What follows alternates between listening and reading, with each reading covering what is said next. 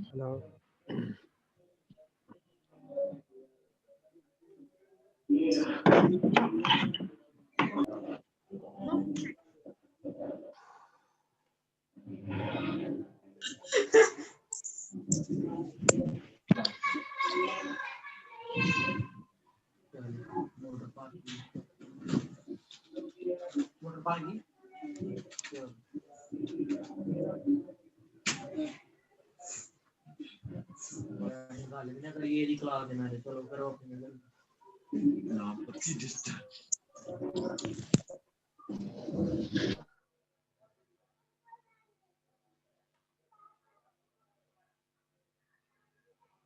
आवाज आ रही है सब लोगों को?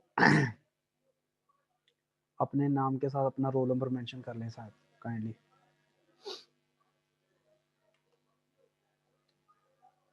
उस्मान से दोबारा पूछ लेते हैं कि आवाज आ रही है, सब क्लियर है या नहीं है। उस्मान, काइंडली। जी सर, आवाज भी आ रही है और सब क्लियर है। चलो ठीक है जी।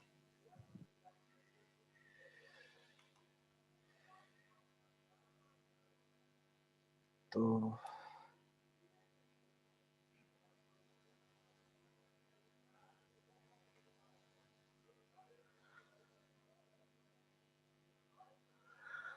हमने बेटा यहाँ से स्टार्ट करना था।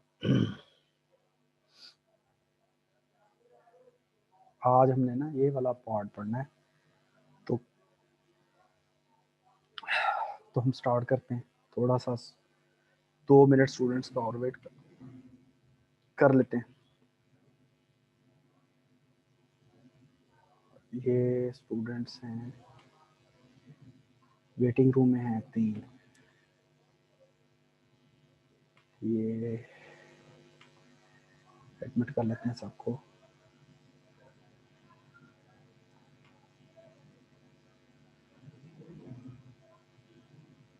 तो ठीक है।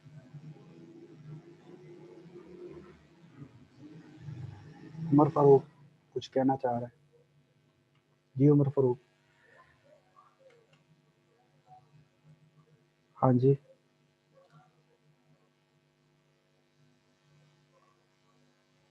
अब उमर फारूक जो है वो कुछ कहे, अगर कुछ कहना है तो।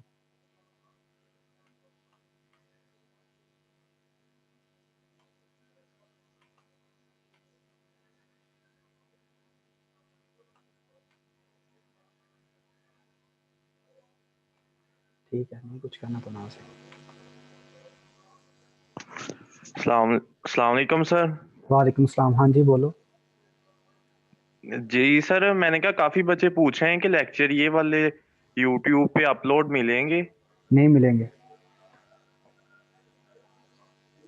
तो सर वो कह रहे थे कि अगर यूट्यूब वाला हो ऑप्शन हो जा तो बेस्ट हो, तब बंदा बाद में भी दोबारा अगर किसी ने देखना हो तो कर लेता है। बेटा जी यहाँ पर ही मिलना है जो भी मिलना है, ठीक है। तो दिन टाइम नॉइस होती है, जी नहीं ठीक पढ़ाया है। जाता। और कॉलेज वालों ने भी बुलाया हमें, कॉलेज पे जाके कोई नेट की फैसिलिटी नहीं मिल रही, ठीक है ना। उधर उन्होंने हाँ जी खाता, ये तो है। तो फिर इसी टाइम पे मैंने पढ़ाना है, क्योंकि मैं रेस्ट करके फिर इस टाइम पे पढ़ाऊंगा। मैंने सुबह 8 बजे का बोला था, तो बच्चे कुछ कह रहे थे सर इतनी सुबह। अब देखिए ना, आप लोग चाहे रात के 2-2 बजे तक जागते रहें, ये नहीं कि पता लग ही जाता है ना कि बच्चे अक्सर जागते रहते हैं, तो हाँ पढ़ाई जी के बिल्कुल। मामले में क्यों नहीं जाग सकते? ठीक है। तो ये कोई इतना वो बड़ा नहीं है। बाकी रिकॉर्ड हो रहा है लेक्चर, रिकॉर्ड मेरे पास, रिकॉर्डिंग ठीक। रिकॉर्डिंग हो रही है बाहर साथ साथ, ठीक है। ओके। चलें ठीक है सर, अगर जरूरत पड़ी तो फिर ये रिकॉर्डिंग्स ले लेंगे आपसे। चलो ठीक है, ओके। चलो जी स्टार्ट करते हैं। तो लेट्स स्टार्ट। अब हम स्टार्ट करते हैं, 2 बच्चे और हैं। ये देखिए ना, अभी 6 मिनट, मुझे 8 मिनट हो गए हैं लेक्चर को। अभी मैंने स्टार्ट नहीं किया, लेकिन बच्चे अभी तक एडमिट एडमिट हो रहे हैं। तो जो टाइम होता है, इसको बताने का पर्पज़ यही होता है कि आप पूरे टाइम पे आ जाएं। तो अगर कोई लेट है फिर बाद में, ज़ाहिर बात है वो उसका अपना पर्सनल मसला है, तो फिर सारी बात है, इधर उसका कोई सोल्यूशन नहीं है। ठीक है, तो अब हम टॉपिक पे आते हैं। ये और बच्चे आ गए हैं। बहरहाल अब आने का फ़ायदा,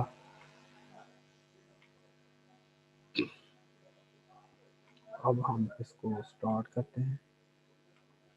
ये एक मीटिंग कंट्रोल है और ये वाला है यहाँ से, इसको यहाँ से नीचे ले आते हैं, ये वाला यहाँ पर, और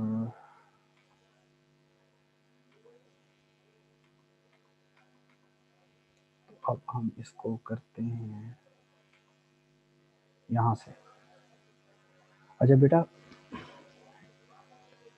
ये हमारा जो यहाँ तक हमने पढ़ लिया था ऊपर तक, ठीक है। अब हम यहाँ से स्टार्ट करते हैं ये वाला। तो आपके सामने ये है किलेटिंग लिगेंड्स। बेसिकली ना किलेटिंग लिगेंड्स हैं ये पॉलीडेंटेट लिगेंड्स होते हैं। तो पॉलीडेंटेट लिगेंड्स को किलेटिंग लिगेंड्स बोला जाता है।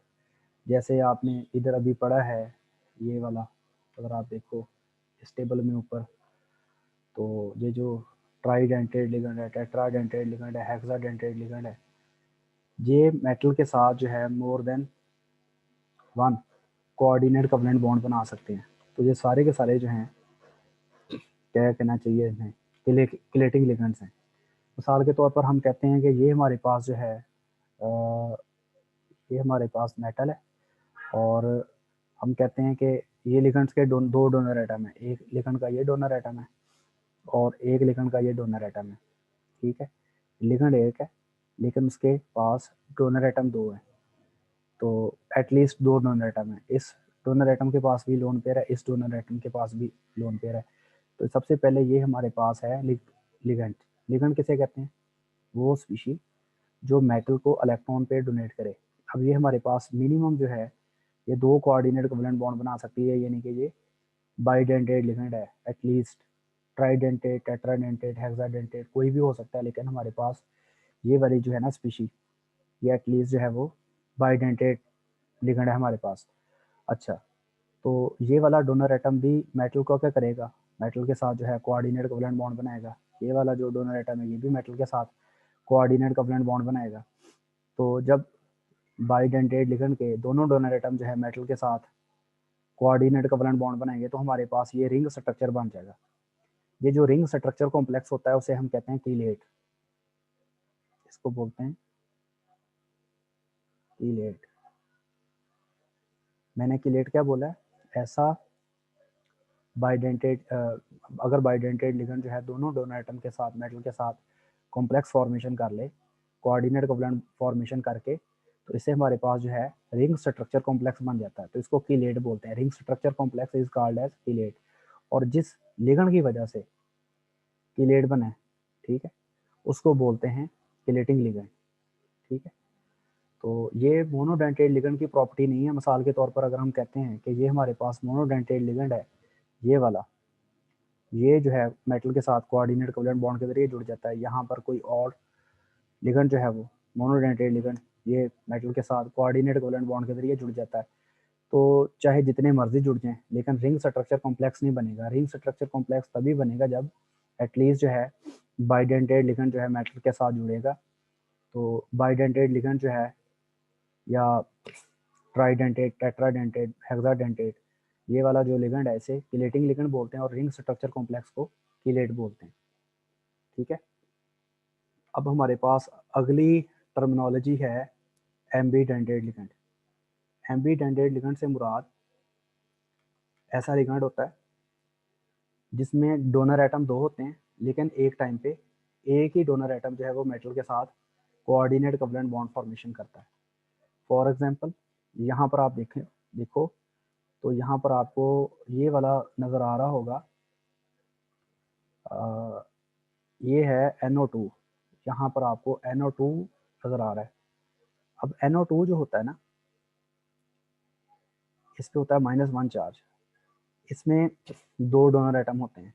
नाइट्रोजन भी अपने इलेक्ट्रॉन पेयर के जरिए मेटल के साथ जुड़ सकता है, और ऑक्सीजन भी अपने लोन पेयर के ज़रिए मेटल के साथ जुड़ सकता है। एक टाइम पे एक नहीं जुड़ना है, या तो नाइट्रोजन जुड़ जाए या ऑक्सीजन जुड़ जाए। है ये मोनोडेंटेट लिगेंड, क्योंकि एक वक्त में या तो नाइट्रोजन जो है वो मेटल के साथ कोऑर्डिनेट कोवलेंट बॉन्ड फॉर्मेशन करेगी या ऑक्सीजन करेगी। ऐसा बाइडेंटेट लिगेंड, सॉरी, ऐसा मोनोडेंटेट लिगेंड जिसमें दो डोनर एटम हो, लेकिन एक टाइम पे एक डोनर एटम जो है वो मेटल के साथ कोऑर्डिनेट कोवलेंट बॉन्ड फॉर्मेशन कर सके, उसको बोलते हैं एम्बीडेंटेट लिगेंड। यहाँ पर क्या लिखा हुआ उन्होंने, यहाँ पर लिखा हुआ है आ ligand which poses two donor atoms but forming complex it utilize only one atom depends upon condition and type of complex। अब यहाँ पर ये वाला है, इसको बोलते हैं नाइट्राइडो, सॉरी नाइट्राइडो नहीं, इसको बोलते हैं नाइट्रो। ठीक है, तो ये वाला है नाइट्रो और ये वाला जो है ये है नाइट्राइडो। अगर नाइट्रोजन जो है वो मेटल के साथ कोऑर्डिनेट कोवलेंट बॉन्ड फॉर्मेशन करेगी तो उसको बोलेंगे नाइट्रो, और अगर ऑक्सीजन जो है वो मेटल के साथ कोऑर्डिनेट कोवलेंट बॉन्ड फॉर्मेशन करेंगी तो इसको बोलेंगे नाइट्राइडो। इसी तरह अगर अगली एग्जांपल में अगर हम देखें तो हमारे पास साइनाइड है। साइनाइड में कार्बन भी मेटल के साथ जो है वो कोऑर्डिनेट कोवलेंट बॉन्ड फॉर्मेशन कर सकता है, और मेटल के साथ जो है नाइट्रोजन भी कोऑर्डिनेट कोवलेंट बॉन्ड फॉर्मेशन कर सकती है। ये हमारे पास जो लिगेंड है इसमें दो डोनर एटम है, कार्बन भी डोनर एटम है और नाइट्रोजन भी डोनर एटम है। लेकिन एक टाइम पे या तो कार्बन जो है वो मेटल के साथ कोऑर्डिनेट कोवलेंट बॉन्ड फॉर्मेशन कर सकती है, या फिर अगर कार्बन नहीं कर रही तो फिर नाइट्रोजन कर सकती है। तो अगर कार्बन कर रही है तो इसका नाम होगा सियानो, और अगर नाइट्रोजन कर रही है तो इसका नाम होगा आइसोसियानो। मतलब एम्बीडेंटेट लिगेंड क्या है, ऐसा लिगेंड जिसमें दो डोनर एटम हो, यानी lone pair of electron to atom के पास हो, लेकिन एक वक्त में एक डोनर एटम जो है वो मेटल के साथ कोऑर्डिनेट कोवलेंट बॉन्ड फॉर्मेशन कर सकता हो। इसी तरह यहाँ पर आप देखें SCN है, इसमें सल्फर भी कर सकती है और नाइट्रोजन भी कर सकती है SCN। अगर सल्फर मेटल के साथ कोऑर्डिनेट कोवलेंट बॉन्ड फॉर्मेशन कर रही है तो इसका नाम होगा थायोसाइनाइड। ये देखें थायोसाइनाइड। और अगर नाइट्रोजन मेटल के साथ कोऑर्डिनेट कोवलेंट बॉन्ड फॉर्मेशन कर रही है तो इसको कहेंगे आइसो थायोसाइनाइड। ठीक है, मैं दोबारा बता देता हूँ कि एम्बीडेंटेट लिगेंड्स क्या हैं। ऐसे लिगेंड्स जिनमें दो डोनर एटम हो, लेकिन एक टाइम पे एक डोनर एटम ही मेटल के साथ कोऑर्डिनेट कोवलेंट बॉन्ड फॉर्मेशन कर सकता हो। अभी तक मैंने आप लोगों को बेटा ये बताया है। अगर हम यहाँ पर देखें, एक मिनट कि लिगेंड किस स्पीशी को कहते हैं जो मेटल के साथ जो है कोऑर्डिनेट कोवलेंट बॉन्ड फॉर्मेशन करती है।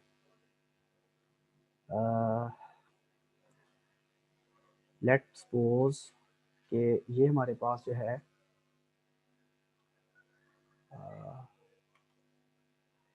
ये हमारे पास जो है वो मेटल है और ये लिगेंड है। लिगेंड जो है वो मेटल के साथ कोऑर्डिनेट कोवलेंट बॉन्ड फॉर्मेशन करता है by donating its electron pair to the metal. बाज़ दफ़ा ऐसे होता है कि मेटल जो है उसके वैलेंस शेल से जो इलेक्ट्रॉन पेयर है वो लिगेंड को डोनेट कर देती है। सबसे पहले लिगेंड ने इलेक्ट्रॉन पेयर मेटल को डोनेट करना है, तो ये बनेगा सिग्मा बॉन्ड। और ये भी बाज़ बाज़ केसेस में ऐसे होता है, हम ये वाला पढ़ेंगे आगे चल के, कि बाज़ दफ़ा जो मेटल होती है ये भी अपने इलेक्ट्रॉन पेयर को, वैलेंस शेल के इलेक्ट्रॉन पेयर को या वैलेंस शेल से इनर शेल के इलेक्ट्रॉन पेयर को ये लिगेंड को डोनेट कर देती है। ठीक है, तो इसे कहते हैं कि ये कौन सा बॉन्ड बन रहा है, पाई बॉन्ड। ऐसा लिगेंड जो मेटल से इलेक्ट्रॉन पेयर रिसीव करके उसके साथ पाई बॉन्ड फॉर्मेशन करे, ऐसे लिगेंड को पाई एसिड लिगेंड कहा जाता है। ये आप नीचे देखें तो आप लोगों को पाई एसिड लिगेंड जो है उसकी मिल रहा होगा।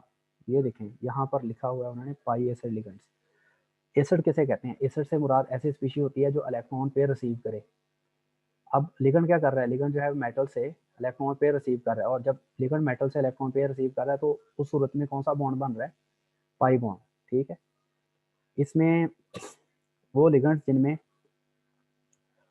इटसेल्फ पाई बॉन्ड है, जैसे अगर आप देखें साइनाइड में कार्बन नाइट्रोजन के दरमियान जो है ट्रिपल बॉन्ड होता है, यहाँ पर पाई बॉन्ड है। तो इसमें जो इन बॉन्ड के जो इलेक्ट्रॉन्स हैं पाई ऑर्बिटल्स में हैं, इनमें जो पाई स्टार ऑर्बिटल होता है, एक होता है बॉन्डिंग मॉलिक्यूलर ऑर्बिटल, एक होता है एंटी बॉन्डिंग मॉलिक्यूलर ऑर्बिटल। तो जो पाई बॉन्ड जो है, ठीक है, वो बनता है via pi star molecular orbital. यानी जब लिगन ने इलेक्ट्रॉन पेयर मेटल से रिसीव करना है तो इसने अपने एम्प्टी पाई स्टार ऑर्बिटल में इलेक्ट्रॉन्स को अकोमोडेट करना है। ज़ाहिर बात है लिगन के पास भी तो होना चाहिए ना कोई एम्प्टी ऑर्बिटल जिससे वो मेटल से इलेक्ट्रॉन पेयर को रिसीव कर सके। तो लिगन जो है उसके पास कौन सा एम्प्टी ऑर्बिटल होता है? Pi star molecular orbital. तो वो पाई स्टार मॉलिक्यूलर ऑर्बिटल से इलेक्ट्रॉन पेयर को क्या करती है? रिसीव करती है। ठीक है। अब इसके बाद जो है अगला है पॉइंट 1 मिनट।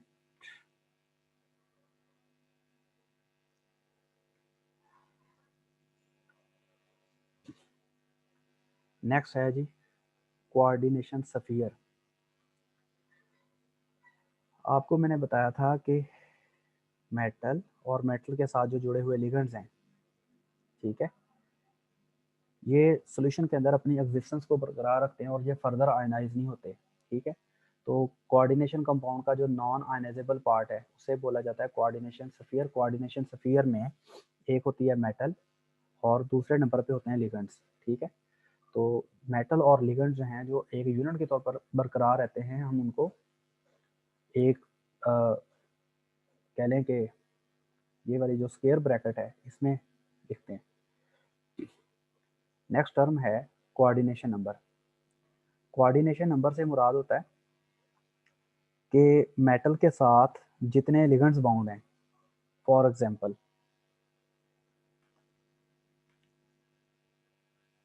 हमने जो सुबह एग्जांपल डिस्कस की थी उसमें ये था कि K4 M सॉरी, यहाँ पर फिर मुझे रेज करना पड़ना है क्योंकि यहाँ पर आनी है पहले आयरन आनी है। तो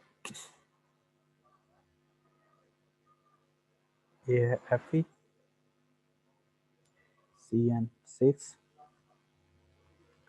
अगर हम यहाँ पर देखें तो आयरन जो है वो मेटल एटम है और इसके साथ कितने लिगेंड्स अटैच हैं? 6 लिगेंड्स अटैच हैं, 6 साइनाइड अटैच हैं।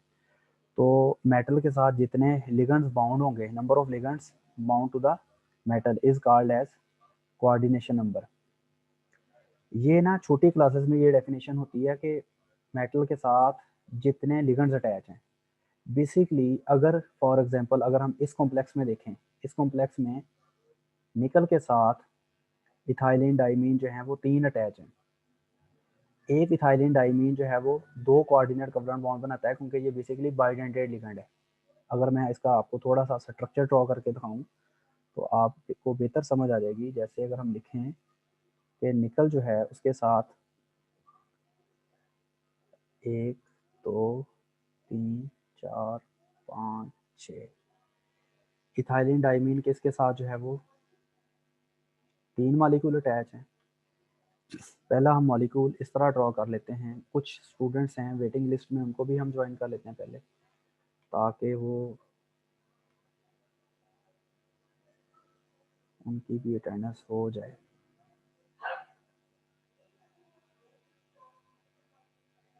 तो अगर हम यहाँ पर देखें तो ये आप देख सकते हैं कि ये हम लिखेंगे NH2 CH2 CH2 NH2। ये एक इथाइलिन डाइमीन जुड़ा है यहाँ पर, ये ऐसे NH2 CH2 CH2 NH2। अब ये कितने इथाइलिन डाइमीन जुड़ गए हैं? 2। इसी तरह एक इधर लगा लेते हैं NH2 CH2 CH2 और NH2।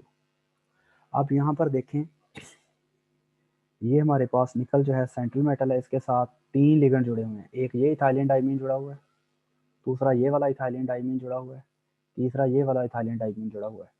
तो जो एफएससी में डेफिनेशन लिखी हुई है कोऑर्डिनेशन नंबर की, वो ऐसे है, number of ligands bound to the central metal, यानी निकल के साथ कितने इथाइलिन डाइमीन जुड़े हुए हैं, 3, तो इसका कोऑर्डिनेशन नंबर होना चाहिए 3, लेकिन इसका कोऑर्डिनेशन नंबर 6 है। असल में हम कोऑर्डिनेशन नंबर को इस तरह डिफाइन करते हैं, number of coordinate covalent bonds, number of total coordinate covalent bonds formed by the ligands with a metal atom। यहाँ पर आप देखें मेटल एटम के साथ जो है टोटल कोऑर्डिनेट कोवलेंट बॉन्ड कितने बन रहे हैं, कोऑर्डिनेटर कोवलेंट बॉन्ड जो है वो 6 बन रहे हैं। हर लिगेंड जो है, हर जो इथाइलिन डाइमीन है वो 2 कोऑर्डिनेट कोवलेंट बॉन्ड बना रहा है, ये भी 2 मतलब बॉन्ड बना रहा है, ये वाला भी 2 बॉन्ड बना रहा है, ये वाला भी 2 बॉन्ड बना रहा है। अब टोटल जो बॉन्ड बन रहे हैं वो 6 हैं, तो असल में इसका जो कोऑर्डिनेशन नंबर है वो 6 है। तो आपने कैसे डिफाइन करना है, total number of atoms of ligands that can coordinate to the central metal ion। Total number of ligands नहीं आपने कहना, बल्कि आपने कहना है total number of coordinate covalent bonds form by the ligands to the central metal atom या central metal ion. के central metal ion के साथ जो है लिगेंड्स ने कितने कोऑर्डिनेट कोवलेंट बॉन्ड बनाए हैं, ठीक है, तो उसको बोला जाता है कोऑर्डिनेशन नंबर। अब कोऑर्डिनेशन नंबर जो है उसके बाद अगला जो पार्ट है दैट इज आयनाइजेबल सफियर। ये आपके सामने है, 1 मिनट जरा। तो अब यहाँ पर अभी हम इसको भी देख लेते हैं। जैसे बेटा आपको मैंने सुबह वाली एग्जांपल जो मैंने सबसे पहले डिस्कस की थी उसमें बताया था कि हमारे पास K4Fe6 है। जब हम इसको पानी में डालते हैं तो पानी में डालने से क्या होता है, 4 पोटाशियम आयन्स अलहदा हो जाते हैं और FeCN6 जो है ये अलहदा हो जाता है, ठीक है। ये +4 है तो ये जारी बात है इस पर -4 होगा। अब यहाँ पर आयनाइजेशन सफियर क्या है, the ionizable part of the coordination compound is known as ionization sphere. ये हमारे पास था कोऑर्डिनेशन सफियर। 2 तरह के सफियर्स हैं, एक है non ionizable part of the coordination compound, एक है ionizable part of the coordination compound. तो जो आयनाइजिंग पार्ट है वो है जो सॉल्यूशन के अंदर आयनाइज हो जाएगा, और नॉन आयनाइजेबल पार्ट कौन सा है, जो सॉल्यूशन में एक यूनिट के तौर पर बरकरार रहेगा लेकिन अपने आप को आयनाइज नहीं करेगा, ठीक है। तो ये वाला जो है इसको हम, जो कोऑर्डिनेशन सफियर है, जो नॉन आयनाइजेबल पार्ट है, इसको हम किस तरह लिखते हैं, स्क्वायर ब्रैकेट में, और जो आयनाइजेबल पार्ट है उसे हम स्क्वायर ब्रैकेट के बाहर लिखते हैं। तो अगर आपको थोड़ा सा अभी भी है तो नीचे एक डायग्राम बनी हुई है, अब हम पहले उस डायग्राम को थोड़ा सा देख लेते हैं। 1 मिनट, 5 मिनट। अब आप यहाँ पर देख सकते हैं कि ये जो आपको नज़र आ रहा है ये अनएजेबल पार्ट नहीं है, ये नॉन अनएजेबल पार्ट है, इसको बोलते हैं कोऑर्डिनेशन सफियर। कोऑर्डिनेशन सफियर में सेंट्रल मेटल है, उसके साथ लगे हुए लिगेंड्स हैं, ठीक है। लिगेंड्स कौन से होंगे, जो मेटल के साथ जो है वो कोऑर्डिनेट कोवलेंट बॉन्ड के जरिए लिंक करेंगे या इलेक्ट्रॉन पेयर मेटल को डोनेट करेंगे, और जितनी तादाद में लिगेंड्स जुड़े होंगे, जब टोटल जो कोऑर्डिनेट कोवलेंट बॉन्ड लिगेंड्स ने मेटल के साथ बनाए होंगे उनको हम लिखते हैं कोऑर्डिनेशन नंबर, ठीक है। और ये वाला जो हमारे पास कोऑर्डिनेशन कंपाउंड है उसके ये वाले पार्ट तक जो है वो कितना चार्ज है, +3, ठीक है। तो इसका मतलब है इसके साथ जो है अगर इस पर +3 चार्जेस के साथ जो है नेगेटिव कोई 3 क्लोराइड होंगे, इसके साथ 3 क्लोराइड लगे होंगे वहाँ, लेकिन हम क्लोराइड, उन क्लोराइड को ऐसे लिखते हैं, ये इस पे चार्ज आपको नज़र आ रहा है +3 है ना इस कोऑर्डिनेशन सफियर पे, तो जाहिर बात है इस पर कोई नेगेटिव आइन होगा, जैसे 3 क्लोराइड है। अब जब हम इसको सोल्यूशन में डालेंगे तो 3 क्लोराइड जो है वो आयनाइज होंगे, तो 3 क्लोराइड जो है ये कौन सा पार्ट है, आयनाइजेबल सफियर है, ठीक है। और ये जो कोबाल्ट और अमोनिया है, 6 अमोनिया, ये हमारे पास नॉन आयनाइजेबल सफियर है। आई होप सो आप लोगों को इसके बारे में क्लियर हो गया होगा।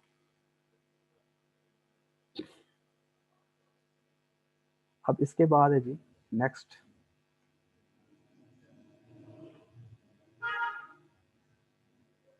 Double salt and complex salt. अगर हम डबल साल्ट और कॉम्प्लेक्स साल्ट के बारे में देखें तो दो साल्ट्स को अगर हम मिक्स कर लें, एक मिनट, वन मिनट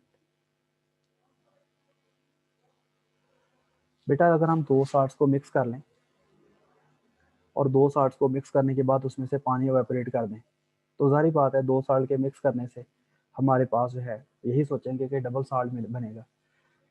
अच्छा, मिसाल के तौर पर अगर हम पोटाशियम सल्फेट और एल्युमिनियम सल्फेट को मिक्स कर लें और पानी जो है उसमें से उड़ा दें, तो हमारे पास एक ये वाला साल्ट बनेगा जिसका नाम है पोटाश एलम। इसी तरह एक मोहर साल्ट होता है जो किस किस को मिक्स करके बनाया गया है, आयरन सल्फेट और अमोनियम सल्फेट को। अब ये दो साल्ट के मिक्स करने से बने, अब हम इनको अगर इसको साल्ट को बनाने के बाद मोहर साल्ट को पानी में डालें तो आयरन आयन भी अपनी डिटेक्शन देगा, सल्फेट आयन भी अपनी डिटेक्शन देगा, अमोनियम आयन भी अपनी डिटेक्शन देगा और सल्फेट आयन भी अपनी डिटेक्शन देगा। यानी इन्होंने आपस में मिले तो हैं लेकिन इन्होंने आपस में मिलके कोई यूनिट नहीं बनाया कि जो मैंने आपको क्या बताया था पिछले लेक्चर में कि कोऑर्डिनेशन कंपाउंड क्या होता है। ऐसा हमारे पास कंपाउंड जिसमें कॉम्प्लेक्स आयन, और कॉम्प्लेक्स आयन क्या है, ऐसा आयन जो डिफरेंट आयंस के मिलने से बना हो लेकिन वो सॉल्यूशन के अंदर अपनी एग्जिस्टेंस को बरकरार रखे। अब हमने पिछले लेक्चर में पढ़ा था, अगर आप लोगों को थोड़ा सा याद हो, कि ये वाला जो था हमारे पास, ये वाला हमारे पास ये वाला जो है हमारे पास, ये किन किन साल्ट्स के मिक्स होने से बना था, पोटाशियम साइनाइड और आयरन साइनाइड के। लेकिन यहाँ पर क्या हुआ था, यहाँ पर जो है दो साल्ट को हमने मिक्स किया पानी में और दो साल्ट को मिक्स करने से एक कॉम्प्लेक्स कंपाउंड बन गया, यानी कि आयंस के मिलने से एक और आयन बन गया। ये वाला जो आयन था ये डिफरेंट आयन के मिलने से बना हुआ है जैसे आयरन और साइनाइड, लेकिन वो सॉल्यूशन के अंदर अपनी एग्जिस्टेंस को बरकरार रखता है एज अ यूनिट और फर्दर आयनाइज नहीं होता। तो ऐसा जो है ये है हमारे पास कोऑर्डिनेशन कंपाउंड। ठीक है, कोऑर्डिनेशन कंपाउंड भी दो साल्ट के मिलने से बनता है और डबल साल्ट भी दो साल्ट के मिलने से बनता है, लेकिन उसमें और इसमें फ़र्क ये है कि जो कोऑर्डिनेशन कंपाउंड होगा, कोऑर्डिनेशन कंपाउंड में जो डिफरेंट आयंस होंगे वो मिलके एक यूनिट बना लेंगे और वो फर्दर आयनाइज नहीं होंगे। लेकिन जो डबल साल्ट होगा उसमें भी दो साल्ट ही मिक्स होने शुरू में, लेकिन उन्होंने मिलके आपस में कोई ऐसा एज अ यूनिट नहीं बनाना। यहाँ पर यूनिट नहीं बन रहा, यहाँ पर जो है वो जब हम इस साल्ट को पानी में डालें तो आयरन आयन भी अपनी डिटेक्शन देंगे, सल्फेट आयन भी, अमोनियम आयन भी, सल्फेट आयन भी। तो इन्होंने दो साल्ट तो मिक्स हुए हैं लेकिन उन्होंने आपस में मिलकर कोई यूनिट नहीं बनाया। ठीक है, लेकिन इसमें क्या है, इसमें दो साल्ट्स मिलके आपस में एक यूनिट बना लेते हैं। ठीक है, यानी दो साल्ट के आयन्स आपस में मिलकर एक यूनिट बना लेते हैं और फर्दर वो आयनाइज नहीं होते। तो ये फ़र्क है डबल साल्ट और कॉम्प्लेक्स साल्ट में। डबल साल्ट भी दो साल्ट के मिक्स होने से बनता है लेकिन उसमें जो जो डिफरेंट साल्ट्स होते हैं वो अपनी प्रॉपर्टीज़ को बरकरार रखते हैं, अपनी फिजिकल केमिकल प्रॉपर्टीज़ को बरकरार रखते हैं। लेकिन जो कोऑर्डिनेशन कंपाउंड है उसमें भी दो साल्ट मिक्स होते हैं लेकिन दो साल्ट के जो आयन्स हैं वो आपस में मिलकर एक यूनिट बना देते हैं। और लास्ट पे है कोऑर्डिनेशन पॉलीहेड्रन। कोऑर्डिनेशन पॉलीहेड्रन का मतलब ये है कि stereo arrangement of the ligands around the metal in space. यहाँ पर आप देखें कि ये जो मेटल के साथ 6 लिगेंड्स जुड़े हैं और ये ऑक्टाहेड्रल फॉर्म में जुड़े हैं, मतलब चार जो हमारे पास लिगेंड्स हैं वो एक प्लेन में जुड़े हैं, एक लिगेंड और ये नीचे वाला लिगेंड ये परपेंडिकुलर टू द प्लेन जुड़े हैं। ये हमारे पास जो लिगेंड्स हैं वो मेटल के साथ टेट्राहेड्रल वे में जुड़े हैं। यहाँ पर स्केयर प्लेनर है, यहाँ पर ट्राइगोनल बाइपिरामिडल है, यहाँ पर स्केयर प्लेनर है, स्केयर पिरामिडल है। तो the spiritual arrangement, the arrangement of ligands around the metal atom in space is called as coordination polyhedron. अब इसके बाद लिखा हुआ है होमोलैप्टिक और हेटेरोलैप्टिक दो तरह के कॉम्प्लेक्सेस है। होमोलैप्टिक कॉम्प्लेक्सेस वो होते हैं जिसमें मेटल के साथ जो है सारे के सारे लिगेंड्स सेम काइंड के जुड़े हों। जैसे यहाँ पर कोबाल्ट के साथ 6 अमोनिया जुड़े हैं और 6 के 6 ही अमोनिया हैं। अगर मेटल के साथ एक जैसे लिगेंड्स जुड़े हुए हैं तो उसको हम बोलते हैं अपना होमोलैप्टिक। और अगर मेटल के साथ जो है वो मिसाल के तौर पर हम कहते हैं कि कोबाल्ट जो है उसके साथ ये हमारे पास कोबाल्ट है, कोबाल्ट के साथ जो है हम कहते हैं कि 3 अमोनिया जुड़ जाते हैं और 3 जो है वो वाटर जुड़ जाते हैं, ठीक है। तो टोटल कितने लिगेंड्स जुड़ जाएंगे? टोटल लिगेंड्स 6 जुड़े हैं, यहाँ पर भी 6 जुड़े हैं, लेकिन 6 के 6 यहाँ पर अमोनिया है, लेकिन यहाँ पर 3 अमोनिया है और 3 वाटर है। और अगर डिफरेंट तरह के लिगेंड जुड़ते हैं तो इसको हम कहते हैं हेटेरोलेप्टिक कॉम्प्लेक्स, ठीक है। तो यहाँ पर चार्ज कितना होगा? +3। आई होप सो आप लोगों को समझ आ गई होगी। टाइम 6 मिनट रह गए। तो यहाँ आज तक हमने पढ़ना था, तो ये वाला लेक्चर जो है वो रिकॉर्ड हो रहा है, ठीक है। तो अगर कोई बच्चे ने कोई क्वेश्चन पूछना है तो हैंड रेज कर ले। तो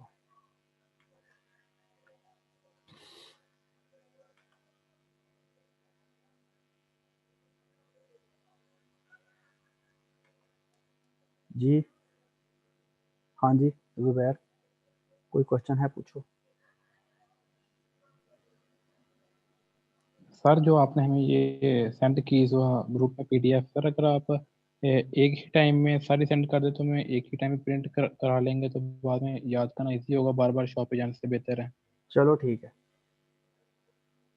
जी आप सर। वैसे बुक ले लें तो बेहतर है। अमीपुर बाजार से हक नवाज सर भट्टी की बुक मिल जाएगी। आप लोगों ने 5वें और सर आप छठे कह रहे सेमेस्टर, थे कि मैं कह रहा हूँ कि आप लोगों ने 5वें और छठे सेमेस्टर में पढ़ना है तो एक से ज़्यादा बुक्स भी आप ले सकते हैं। चौधरी सनाउल्लाह की सही बुक, है सर। हाँ ठीक है, थैंक यू। जी बेटा, एमन ने क्वेश्चन पूछना है। जी बेटा,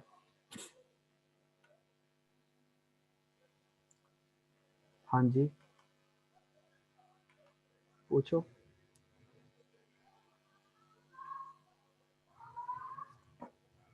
जी बेटा बोलो, आपकी तो आवाज़ ही नहीं आ रही। बेटा कोई बात है? जी सर, हेटेरोलेप्टिक की एग्जांपल एक दफा बता दें। हेटेरोलेप्टिक की एग्जांपल मैंने आपको अभी बताई है कि कोबाल्ट के साथ 3 अमोनिया, 3 अगर वाटर जुड़ जाएं, तो अगर डिफरेंट तरह के लिगेंड्स जुड़े होंगे ना मेटल के साथ, एक ही जैसे नहीं लिगेंड जुड़े जी होंगे, डिफरेंट तरह के लिगेंड जुड़े होंगे, तो उसको हेटेरोलेप्टिक कहते हैं, जी ठीक है। जी ठीक। इसके अलावा और कोई बच्चा? ये है कोई अवैस शहजाद।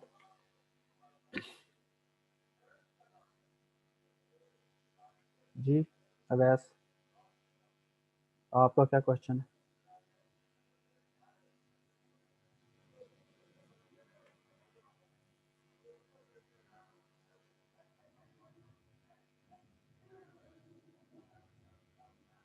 मैंने कर तो दिया है अब अलाउड, अब आप ही नहीं कर रहे तो मैं क्या करूं? अब टाइम बहुत थोड़ा रह गया है। अगर आप लोग, मैंने अलाउ कर दिया भाई, दोनों को कर दिया, काशिफ को भी सर कर दिया। एम्बीडेंट हाँ आवाज आ रही सर? हाँ जी बोलो। सर एम्बीडेंट लिगेंड में जो आपने एग्जांपल दी थी सीएन वाली, हाँ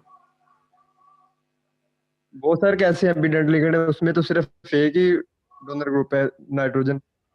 नाइट्रोजन भी है, कार्बन भी है। कार्बन के पास जो बेसिकली नेगेटिव चार्ज है ना, वो कार्बन पे है, नाइट्रोजन पे नहीं, CN पे, ठीक है। नेगेटिव चार्ज भी डोनर के तौर पर काम कर रहा है। हाँ, नेगेटिव चार्ज, थैंक जारी यू बात है, लोन पेयर की वजह से नेगेटिव चार्ज है ना। जो CN है ना, उसमें कार्बन सर। नाइट्रोजन के दरमियान ट्रिपल बॉन्ड है। कार्बन नाइट्रोजन पे, हालांकि कार्बन कितने बॉन्ड बनाती है? 4 बॉन्ड बनाती है, लेकिन कार्बन के 3 बॉन्ड्स हैं। उसने अपना चौथा बॉन्ड जो है वो इलेक्ट्रॉन लेके पूरा किया हुआ है। एक उसके पास अपना इलेक्ट्रॉन जी है सर। और एक उसने लिया हुआ है, और नेगेटिव चार्ज कार्बन पे है। तो कार्बन अगर इलेक्ट्रॉन पेयर डोनेट करेगी तो साइनाइड होगा, और अगर नाइट्रोजन इलेक्ट्रॉन पेयर डोनेट करेगी तो आइसोसाइनाइड होगा, ठीक है। जी सर ठीक। चलो सही है, okay, thank you very much. अब मीटिंग एंड करने लगे हैं, जी सर। तो थैंक यू। बाकी क्लास अभी इंशाल्लाह कल होगी।